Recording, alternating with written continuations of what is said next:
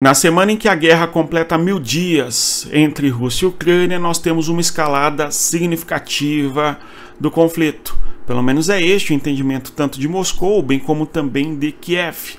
Nós tivemos a Rússia utilizando um míssil de alcance bastante considerável, um míssil não intercontinental, mas interregional. Isto é um fator secundário, até uma vez que tal míssil utilizado tem capacidade nuclear.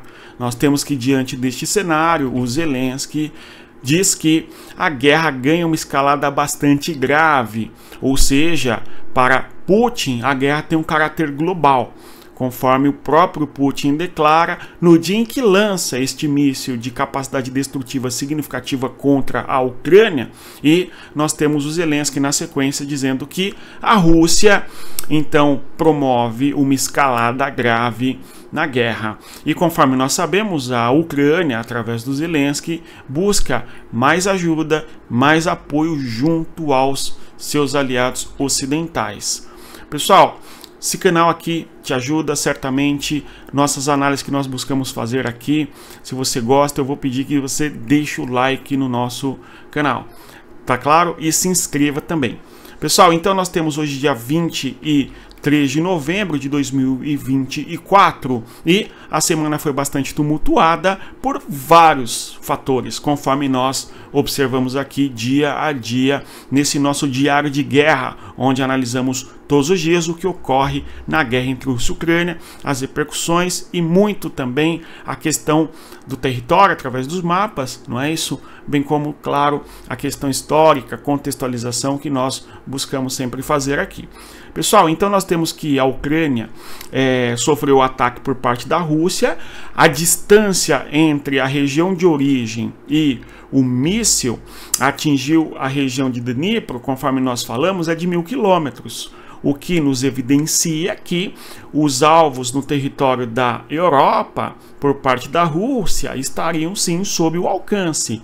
E conforme nessa semana mesma ainda, não é, autoridades das forças militares russas declararam que se a Rússia quiser, eles atingiriam qualquer alvo no território europeu da OTAN e esses alvos não conseguiriam ser defendidos pelo sistema de defesa antiaéreo. Tudo bem? Isto ocorre no mesmo momento, basicamente quando uma base aérea de defesa antiaérea na Ucrânia, na Polônia, aliás, foi inaugurada conforme nós mencionamos. Então as repercussões são muitas a partir do momento em que a Rússia utilizou esse míssil de longo alcance contra a Ucrânia. Tudo bem? Então temos uma escalada significativa. Agora, segundo a Rússia, esse míssil Oreshnik tem produção em série, ou seja, a Rússia quer mostrar para o mundo, sobretudo para os aliados da Ucrânia na Europa, que eles teriam capacidade de utilizar mais ainda tal míssil e, consequentemente, como nós vamos dizer, né, gente, poderiam utilizar esse míssil contra os alvos europeus e deixam sob alerta, portanto, os países que apoiam a Ucrânia. Pessoal, esse mapa é muito utilizado por nós que acompanhamos a questão da guerra entre Rússia e Ucrânia. Vamos fazer aqui um exercício cartográfico aqui, o mundo no mapa, da seguinte situação. Imaginemos que o míssil por parte da Rússia tenha como destino atingir Varsóvia, que está em qual distância aqui? Nós temos o oblast aqui de Briansk, certo? Vamos pegar esse aqui, ó, Smolensk na Rússia. A distância até Varsóvia é de 800 quilômetros, tudo bem? Por exemplo.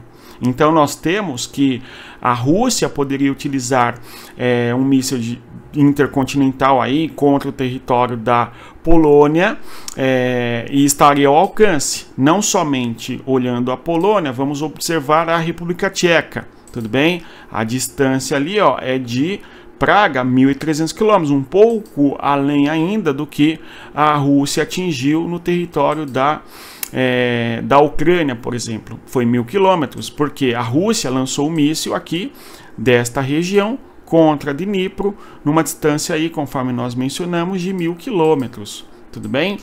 Ou seja, os países, tá certo, da Europa estariam sim sob a possibilidade de serem atingidos pela Rússia. Se nós observarmos ainda a posição estratégica de Kaliningrado, vejam vocês, quando nós aqui aumentamos o mapa, aqui nós temos o enclave de Kaliningrado, que é um território russo, conforme nós sabemos, ok? Quando nós olhamos para esta região, os mísseis russos poderiam partir desta localidade aqui de Kaliningrado e atingir, ó, a distância entre Berlim é de 600 quilômetros, ok?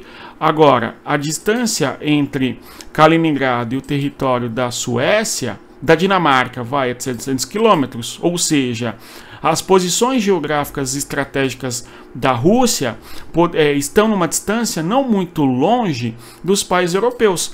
E por isso, portanto, a Rússia afirma que teria a capacidade de atingir qualquer alvo no território da Europa, por conta de que esses mísseis têm uma capacidade de alcance bastante significativo. E quando nós observamos o território da Polônia, ou mesmo o território da República Tcheca, ou ainda os territórios ali da Europa Ocidental, estão a distâncias menores de 1000 quilômetros de posições estratégicas da Rússia. É claro que a distância entre a Alemanha e a Rússia excede 1000 quilômetros, mas os mísseis intercontinentais russos atingiriam sim o território da Alemanha sem grandes problemas, até porque o alcance é de 5, 6 mil quilômetros, enfim. Mas, especificamente, este míssil que a Rússia utilizou contra a Ucrânia tem um alcance ali de 1000 quilômetros, pelo menos, conforme nós vimos, e mesmo diante desses mísseis, nós teríamos uma Europa aí facilmente a ser atingida. Isto não significa que a Europa não esteja preparada para isso ou não busque se preparar para isso, até porque nós temos a Europa, sem dúvida, utilizando em pontos estratégicos também bases antiaéreas, enfim, tá? Então, nós temos a Rússia declarando que esses mísseis têm produção em série, ou seja, eles dizem nós temos bastante, não é? É aquela velha história, tudo bem? Se a gente lembrar bem, quando a ameaça nuclear da Coreia do Norte, que tem um botão vermelho, o Trump diz que tem um botão vermelho maior e funciona, né? Então, uma demonstração de força quando os chefes de estados declaram que tem capacidade destrutiva e coisa do gênero, né? Bom, então, o Zelensky fala numa escalada grave. Na sequência, nós temos o Reino Unido, vejam vocês, dizendo que está pronto para enfrentar a Rússia.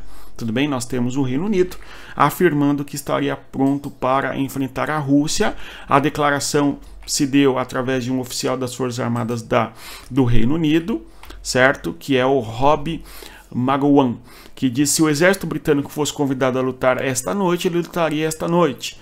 E eu não creio que ninguém nesta sala deva ter qualquer ilusão de que os russos invadissem, de que se os russos invadissem o leste europeu esta noite, iríamos enfrentá-los nesta luta, certo? Ou seja, o Reino Unido dando a mensagem de que estaria pronto para enfrentar a Rússia. Agora, a posição do Reino Unido tem sido bastante firme e contrária à Rússia, pelo menos em termos de declaração, né?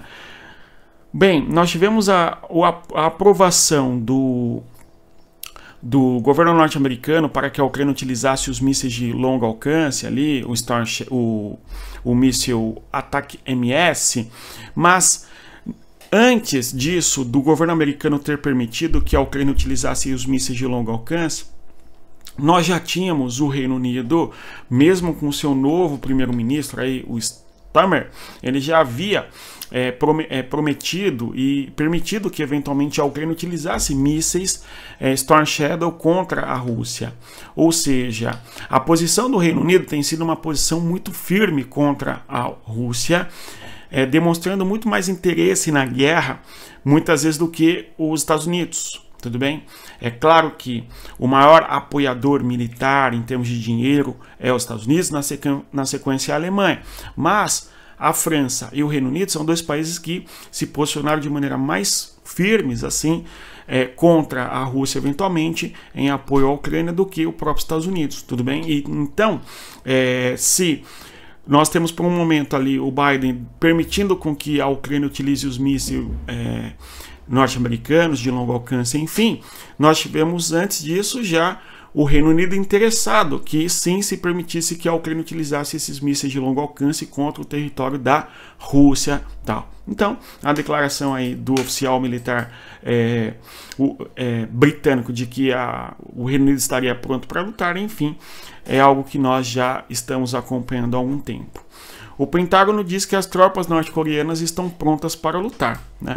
É aquela história, os veículos aí de comunicação e informação dizem que não, os norte-coreanos já estão lutando em Kursk, coisa do gênero, não é? E o Pentágono diz que agora eles já estão prontos para lutar. Aliás, houve até informações de que soldados norte-coreanos estariam no território de Kharkiv, já dentro do território ucraniano, mas são informações que não têm uma precisão, tá? Mas, de qualquer maneira, a chance é crescente da presença de soldados norte-coreanos no confronto, na guerra entre Rússia e Ucrânia.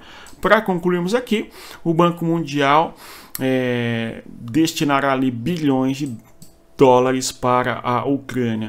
O objetivo é a reconstrução de espaços e infraestrutura da Ucrânia perdida diante da guerra. Hoje não vou comentar aqui o fronte de guerra, temos coisas importantes a comentar sobre a região de Kharkiv, de Donetsk, tá? E também a região de Kursk.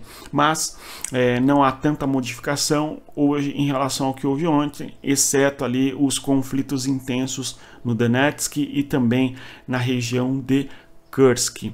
No mais é isso. Se você chegou até aqui, eu agradeço a sua presença. Reitero a você que deixa o like no nosso canal, divulgue o nosso conteúdo e te convido a conhecer a nossa comunidade geopolítica. O link está na descrição do nosso vídeo.